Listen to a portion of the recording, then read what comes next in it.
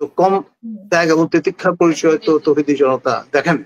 সেখানে তাদের সমর্থন ব্যবহার করলেন, তাদের ঘাড়ে বন্দুক রেখে ক্ষমতায় আসলেন, অথচ তারা যেই জন্যে বাংলাদেশে যে ইসলামী হুকুমত প্রতিষ্ঠা করতে চান, ইসলামের হুকুমত তারা স্ট্যাবলিশ করতে চান, ইসলামের হুকুমত হেফাজত করতে চান, সেই লক্ষ্যে তিনি কি করেছেন আজ পর্যন্ত কোনো রকমের একটা সংস্কার কমিশন দেখাতে পারবেন?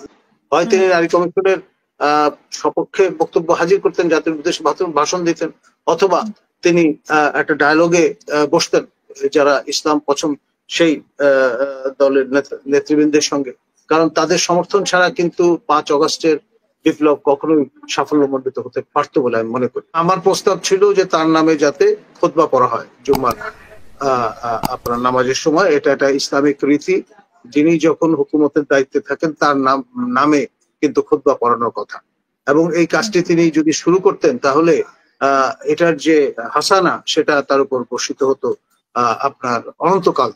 সেটি করার সুযোগ থেকে তিনি নিজেকে বঞ্চিত করেছেন, জাতিকে বঞ্চিত করেছেন। তাহলে উনি নামাজ সম্পর্কে ওনার কি উনি নামাজ সম্পর্কে আসলে আমি যেটা বলার চেষ্টা করছি যে উনি কি নামাজ পড়তে পারেন না, না উনি অভ্যাসগতভাবে নামাজের জন্য ইউজড টু না? আমরা অনেক সময় নেতাদেরকে যখন থেকে তিনি ভেড়াকে বিয়ে করেছেন, খ্রিস্টান অর্থোডক্স চার্চের অনুসারী হয়েছেন, তারপর থেকে তো লজিক্যালি তার নামাজ পড়বার কথা নয়। কারণ তিনি একেবারে যেটাকে বলে রাশিয়ান যে অর্থোডক্স চার্চ, তারা কিন্তু last ব্যাস্টিয়ন of Christianity in the world. রোমের পতন ঘটেছে, কনস্টান্টিনোপলের পতন ঘটেছে, কিন্তু রোমের পতন এবং কনস্টান্টিনোপলের পতন ঘটলেও মস্কোর কিন্তু পতন ঘটেনি। সেই জন্যে সেটা ফর ইটার্নিটি ক্রিশ্চিয়ানিটির ব্যাস্টিয়ন। তার প্রতি তিনি তার যে আনুগত্য সেটি প্রকাশ করেছেন। এমনকি এটাও শোনা গেছে যে তিনি ভেড়াকে বিয়ের সময় যখন চার্চে গিয়েছেন, চার্চের যে আপনার ন্যারেটিভ সেখানে কিন্তু ইউনুসের নাম উল্লেখ আছে, কারণ এটা বিবলিক্যাল নাম, কিন্তু মোহাম্মদ সাল্লাল্লাহু আলাইহি ওয়াসাল্লামের নাম নেই। সেই জন্য মোহাম্মদ নাম তাকে এক্সপাঞ্জ করতে হয়েছে, এটাও শোনা গেছে। তো ফলে তো ফেয়ার এনাফ, তিনি যেহেতু খ্রিস্ট ধর্ম অবলম্বন করেছেন, মানুষ তার ধর্ম বিশ্বাস পরিবর্তন করতেই পারে।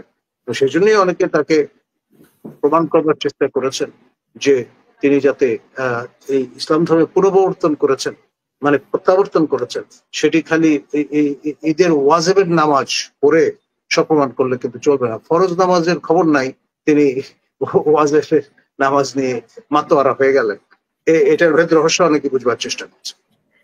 এই পর্যন্ত উনি ক্ষমতায় আসার পর, ক্ষমতা আসার আগে ওনার সম্পর্কে আসলে উনি নামাজ পড়ে কি পড়ে না বা কিন্তু পারবে না, যেহেতু উনি পাবলিক লাইফে ছিলেন না, কারো কোনো বিষয়ে নজরও ছিল না।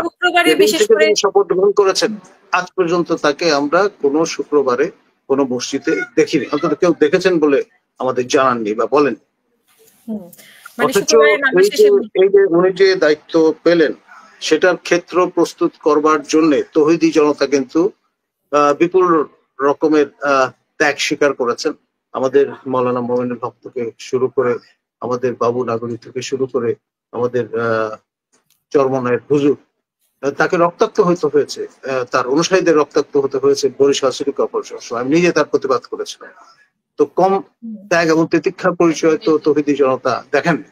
সেখানে তাদের সমর্থন ব্যবহার করলেন, তাদের ঘাড়ে বন্দুক রেখে ক্ষমতায় আসলেন, অথচ তারা যেই জন্যে বাংলাদেশে যে ইসলামী হুকুমত প্রতিষ্ঠা করতে চান, ইসলামের হুকুমত তারা স্ট্যাবলিশ করতে চান, ইসলামের হুকুমত হেফাজত করতে চান, সেই লক্ষ্যে তিনি কি করেছেন আজ পর্যন্ত কোনো রকমের একটা সংস্কার কমিশন দেখাতে পারবেন? উল্টো তার দ্বারা গঠিত নারী সংস্কার কমিশন নিয়ে বিপুল রকমের উত্তেজনা তৈরি হয়েছে দেশে। তৌহিদি চিন্তার অধিক মনস্ক যারা, তারা কিন্তু প্রতিবাদ করেছেন, এই সংস্কার কমিশন প্রত্যাখ্যান করেছেন এবং এই সংস্কার কমিশন রহিত করবার জন্য দাবি তুলেছেন।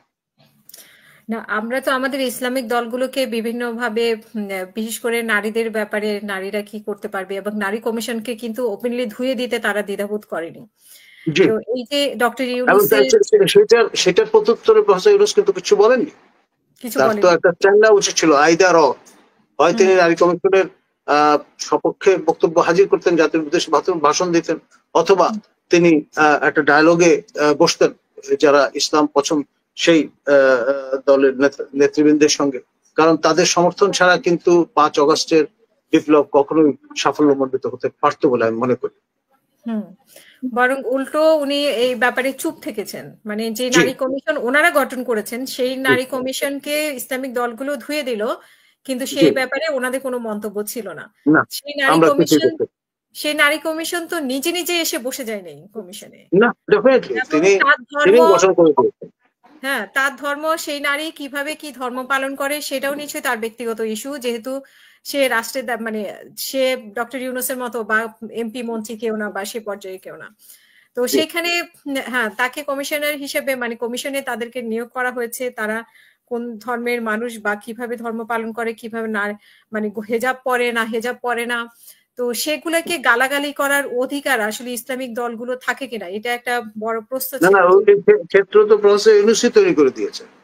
তিনি যদি স্ট্যান্ড নিতেন তাহলে কিন্তু খোলাসা হয়ে যেত, পরিষ্কার হয়ে যেত তিনি কোন ধর্মের অনুসারী, তিনি প্র্যাকটিসিং মুসলিম না অর্থোডক্স চার্চ গোয়ার। এবং মজার ব্যাপার হচ্ছে ইসলামিক দলগুলো এই ব্যাপারে কেন মুখ খুলছে না, এই ব্যাপারে কেন কিছু বলছে না?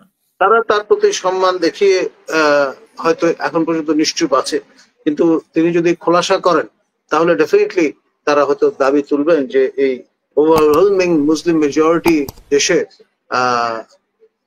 নেতৃত্ব দেওয়ার সক্ষমতা কতটুকু তার আছে সেটা নিয়ে হয়তো প্রশ্ন তারা তুলতে পারে।